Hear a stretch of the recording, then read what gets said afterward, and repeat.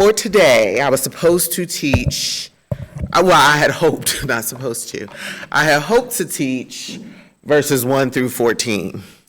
1 through 7 was enough. Next week, here's a gift to whoever's leading worship. I am going to teach 8, potentially through 18. We might stop at 14 if you can't handle any more in my mind. But it's real juicy. It gets really good after this. But I will preach a part 2 of sorts to today. So whoever's leading worship next week, John 14, 8 to 18. Title to come. If there's no title, just put TBD. And we'll figure it out. Okay, let me see if I got it together. Okay. Maybe. I feel weepy today. I really just want to stand here and talk, but I think I will pray because that will center me and anyone else. I love that we get to communicate with one another like this. I'm going to have someone standing around passing a mic. It'll feel like that today.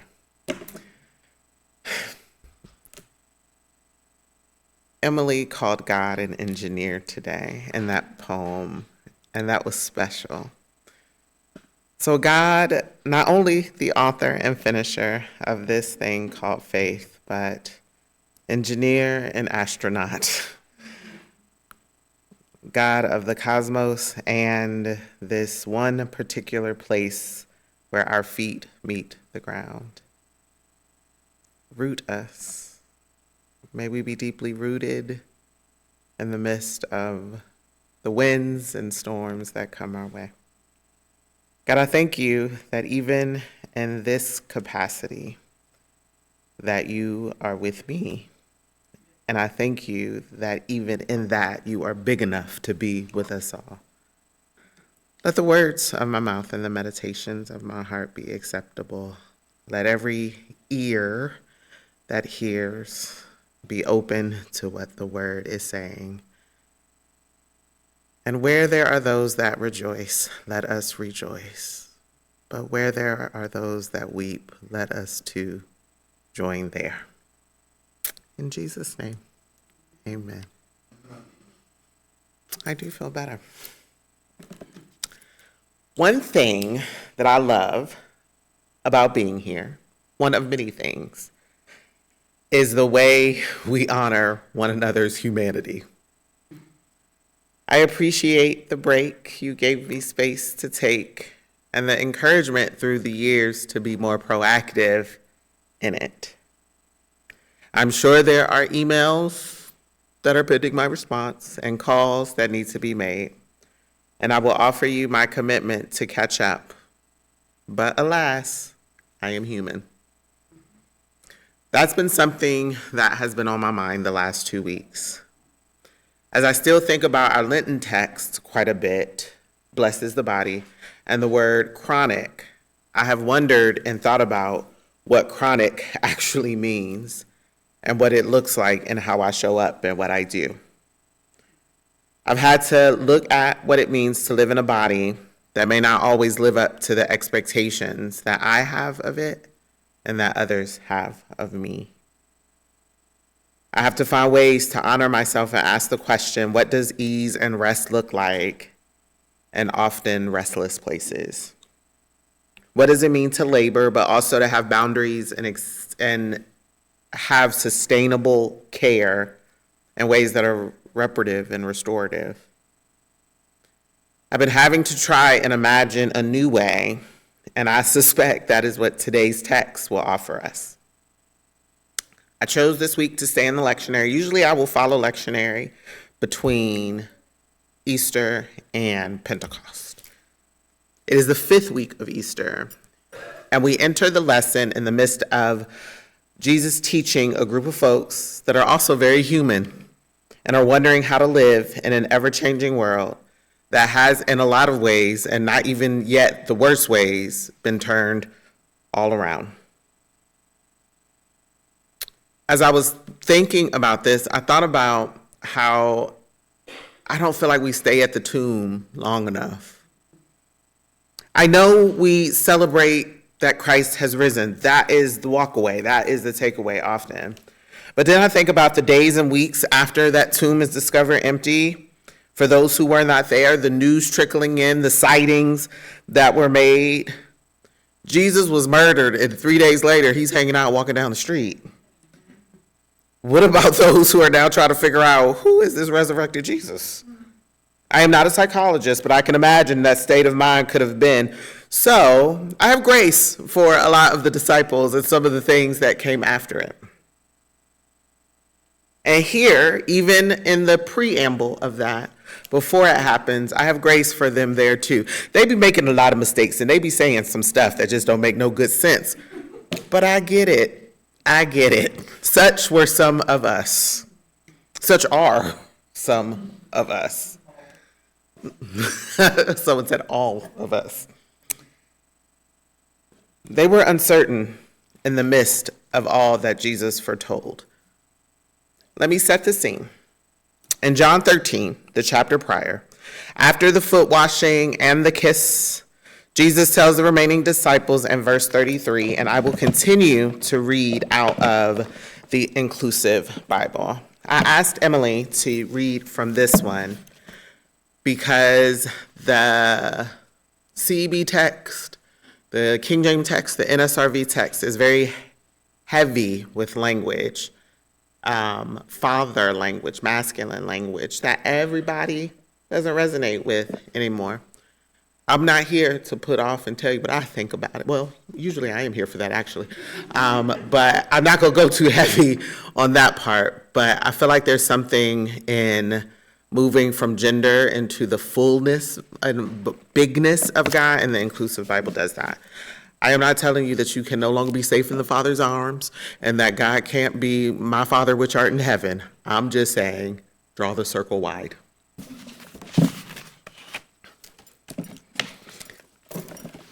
There ain't enough space up here from a book and my Bible. I just wanted to tell somebody about that. Let's see. I usually type it in here, but okay. So in verse 33 of chapter 13, ooh, Emily, I'm sorry, this text is small. It says, my little children, I won't be with you much longer. You'll look for me. But what I said to the temple authorities, I say to you, where I am going, you cannot come. The disciples were confused. Though this has been embedded into all the lessons Jesus has been teaching since probably 14 years old, they were lost. In verse 36, Simon Peter asked, Lord, where are you going? And why can't I go? I will give my life for you. It is here where Jesus offers him a reminder of his humanity. He asks in verse 38, will you give up your life for me? I assure you that you will deny me 3 times before the rooster crows. I don't know why I'm making Jesus so theatrical, but that's what I feel like it was like, for real. Will you? It's like when the kid says, I promise I will clean my room. Will you? I know I'm going to have to tell you 5 more times. I know this is not true. You know the rest of the story. Peter does, in fact, deny, so much so that he calls down a curse on the 3rd denial. I know I'm about to disappoint those of you who thought Peter cussed versus Peter called down a curse.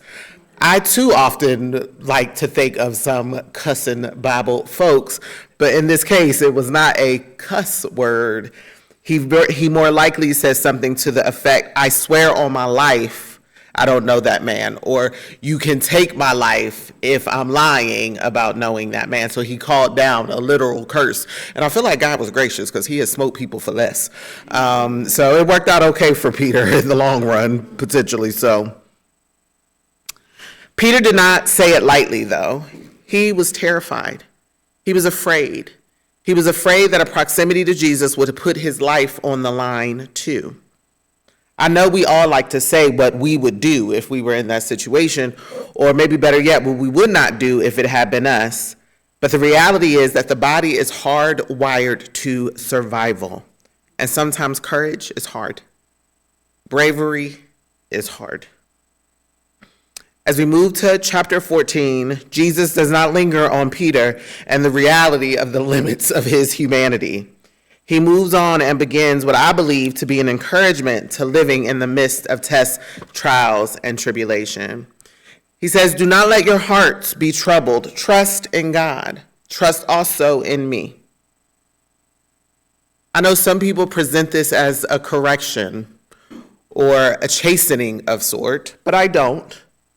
I don't hear, calm down, let it go, get yourself together. I hear someone that understands the human experience and knows that with everything that has just happened, everything that is about to happen, there's reason for their hearts to be deeply troubled. It feels to me more like Jesus is saying, I know where you are. I also know what's rising up in you. The question I have for you is, where will you place yourself in the middle of it? Jesus knows that a troubled heart does not stay still. It reaches. Like a plant seeks the sun, it looks for something to hold on to. That's the part that sits with me.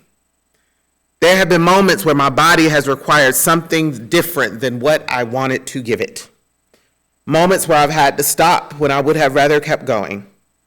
Moments where I could feel myself reaching, trying to find a way to get back to what I knew, what feels normal, what feels like me. And meanwhile, pushing beyond the very limits of myself.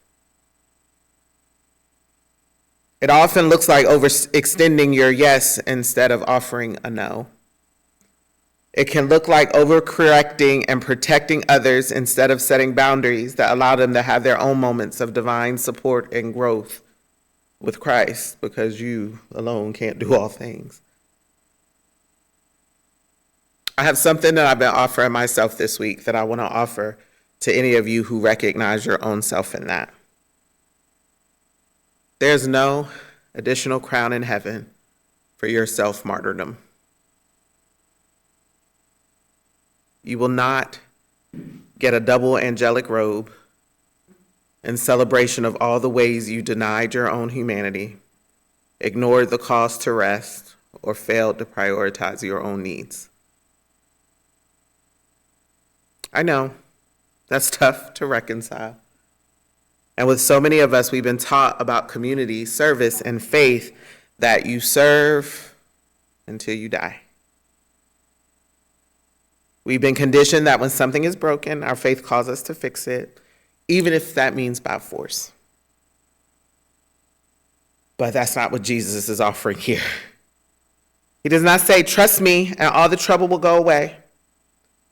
Trust me and it'll all be fixed. Trust me, but really trust you because I'm going to take a break. God does not offer trust. Christ does not offer trust as a solution. It is soil to be rooted in.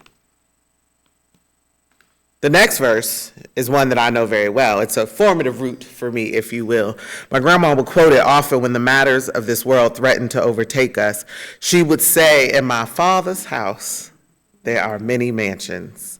And I remember being a little kid, and I'm like, we live in the hood. What daddy are you talking about? I took a while. I had to grow. I had to be formed. But I'm like, mansions? I'm looking around. Okay, this lady's delusional. We're going to have to get her some help. The CEB translation, you know what? I'm going to offer both. My Father's house has room to spare. If that weren't the case, would I have told you that I'm going to prepare a place for you? When I go to prepare a place for you, I'll return and take you to be with me so that where I am, you will be too. You know the way to the place I'm going. The inclusive Bible say, in God's house, there are many dwelling places. Otherwise, how could I have told you that I was going to prepare a place for you? I am indeed going to prepare a place for you, and then I'll come back to take you with me, that where I am, there you may go as well. You know the way that leads to where I'm going. That last line got poor Thomas in a chokehold. Remember, Peter had already asked, where are you going and why I don't get to go? And Jesus did not answer that outside of saying, Peter, here's a reminder of your humanity. Thomas wanted to go back to that and said, Lord, we don't know where you're going. How can we know the way? Isn't that always the question?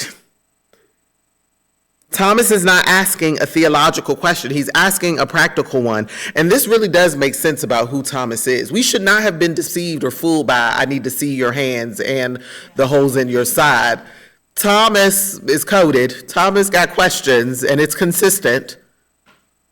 And they have nothing to do with doubt in a traditional sense, the way we see it. Thomas wanted to know, you are telling us to trust you. You're also telling us there is a place. You are telling us we will be with you, but we don't know where you're going. How are we supposed to follow you, and we don't know where to go? I am like Thomas. My neurodivergent brain works best when there's a framework or a system. I thrive in patterns. I have a staring problem. The way I don't stare is if I go to a restaurant, I have rules. I can only stare when the server is there. And then when the server leaves, I have to look away. I have counters that I count. No, my socks don't bother my feet because I only wear socks that I knit. Yes, I have beautifully luscious lips because I have rituals of lip gloss and chapstick all day long. And if I lose my favorite one, I am shattered. So I ordered 25 of them on EOS last time they had a sale.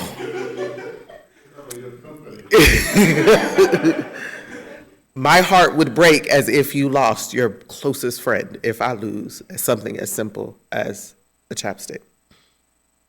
I thrive in the patterns of life. I see them in everything. I know how many window panes are in here. I know the count of the tiles in the ceiling. I would know the floor, but it's dark and it has weird patterns and it gives me a headache when I try to count them. But I have tried multiple times. I find peace and ways of being that show if you do this, then this will happen. I think there's a mathematical term for that. It's a sort of, it's like an if and logic, or one of things. One of the people that are smarter than me in this area, you let me know. But I do really well, if this, then this. And I do really well of saying, because of this, then this. But, like Thomas, and maybe some of us, that's not what we get here. What Thomas wanted from Jesus was a map. He was in his Dora era. I need a map and a backpack. Let me know where we are going. But that ain't what he got. And verse 6 says, Jesus says, I am the way, the truth, and the life. No one comes to God except through me. What do you mean you are the way? No map, no GPS, no address. What does that do to minds who have thrived off of being told what to do? Instead, we're invited into a way of being, and that might require a shift for us all. And if I use an I statement, that requires a shift for me.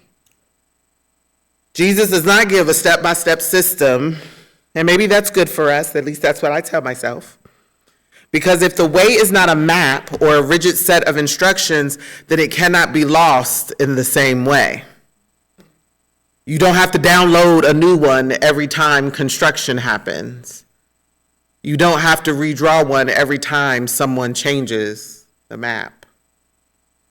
It can't be taken away from you because your capacity shifts or when your heart breaks. It can't be broken because your body requires something different or you're experiencing the vicissitudes of life. That word has been my vocal stem this week. Welcome to the vicissitudes. I've enjoyed it a lot. It cannot be missed because you did not move the way you thought you should or because you didn't move the way someone else thought you should. It is something you remain in and can return to, because in this, it's about a person and not a place. Verse 7 continues the revelation. If you really knew me, you would know Abba God also. From this point on, you know Abba God and you have seen God. The way is not separate from the relationship. You don't find the way and then come to know Jesus. Knowing Jesus is itself the way. And I know it feels so simple. After I was reading it over this morning and I was like, they're going to run me out of town. This ain't deep at all. But sometimes that is what it takes. Even the fact that you hear my voice, I look up at you, you looking at me, the way has already begun. You are on it, the way. OMW, you are on my way. In this, Jesus is showing us how we honor humanity. Not just in theory, but in our practice. Not just for others, but for ourselves. A way that does not require you to turn yourself into an unsalted pretzel to produce or get it right. A way that's not asking you to deny your own limits. A way that holds even when things are clear. A way that says, trust me, because I already know you ain't got it. There is liberation in that. There is so much freedom in, look here, Shana. I know you can't do this by yourself. I know you don't got it. Don't be troubled. Trust me. You don't have to have it all figured out. You do not have to have a plan for every moment. It feels great. And I'll offer as we all transition, maybe if you only have a plan for 70% of the moments, let's see what that works out for us in the next week. Because I'll be needing a plan. The invitation here and the way, the truth, and the life is to recognize and to remain with Jesus. To trust in a way that allows us to stay present for what is real. To honor the body that we're in, not as a barrier to faith, but as the place where Jesus meets us. Because without that body, what would you be? Because if Jesus is the way, and he is, then even here, even in this, we are not outside of it. And maybe the way is not something we go out and find. I thought about the Aerosmith song and the Run DMC song, Walk This Way. And then I was like, you know what? There's no way I can make them lyrics holy. But I still have to say it because it won't be in my head. I have to release the Walk This Way. But there was no way to make it. It just wouldn't work today. It just wouldn't. And then you go back and you're like, ooh, I was singing that at 11 years old. What in the world? Why did they let me do that? But it does have something of value. It does orient us back to where we are supposed to go. Walk this way is not an effort to get you to do something that everyone else is doing. Walk this way is an effort to remind you that A, the path has already been laid out. B, it is sticky with grace already. And C, there's nowhere you can go where the way is not clear because you are in Jesus and Jesus is in you.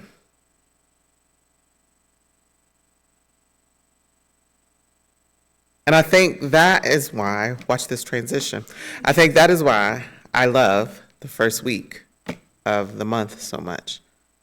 Because we get an opportunity to follow the way, not solely because we were instructed, but because it's a place where Jesus offers himself, just as he did after he said, do not let your heart be troubled. Trust me. Trust God. For those of you on Zoom, today is Communion Sunday. Take a moment to gather your elements. I usually have a list for you that includes cake and biscuits and Oreos and whatever else you want. Today I will say grab a carb and a beverage, be it gluten-free, dairy-free. Today we come to the table. I admit I come heavy laden between voting and the straits of all of the places and the airline industry, and there's been so much foolish news. I haven't even got no really good, juicy reality TV like news. It is just so much real stuff happening in the world. And it's hard to ignore it. And I know we tell each other, well, just monitor your news cycle. Oh, just turn the TV off. It don't work. It's everywhere. You can feel it in the air. The atmosphere is steeped with the tension of the expression of our humanity. But we come to the table today, and we don't have to be the ideal version of ourselves. We don't have to have it all figured out.